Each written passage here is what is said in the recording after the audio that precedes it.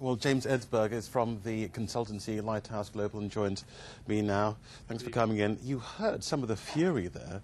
Private equity is in a lot of trouble, surely. It's a bit of a bumpy ride for them. I don't feel too sorry. These are firms that are very successful financially. But it was only a matter of time, really, before the politicians got involved here in the UK. And I think that there's been other politicians who've been interested in Europe and also in the United States in the growing influence of private equity and the fact that they are now able to acquire companies that are well-known brands listed on the public stock markets. Now, tax seems to be a particular bugbear. We've heard that the UK government is reviewing the situation. Is this the beginning of the end for the private equity gravy train, as it were? Well, I think there have been hints that the government here in the UK will take a look at the tax treatment of private equity. I don't think it's the end of private equity. It's too important a part of the financial community. It's too successful for its investors for it to just go away.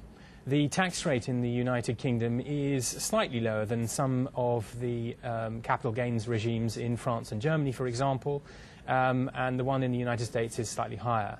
But I think it's probably time that the government will take a look at this, yes.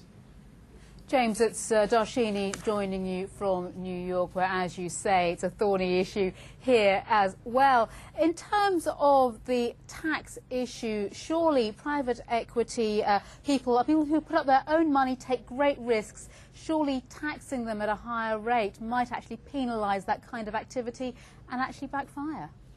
That's the risk, particularly here in the United Kingdom. You know, a third of the private equity activity takes place here in the UK. So the government has got to be very careful about what it does. It doesn't want to kind of throw the baby out with the bathwater and encourage private equity, which is a very dynamic part of the British economy, to move offshore and go elsewhere.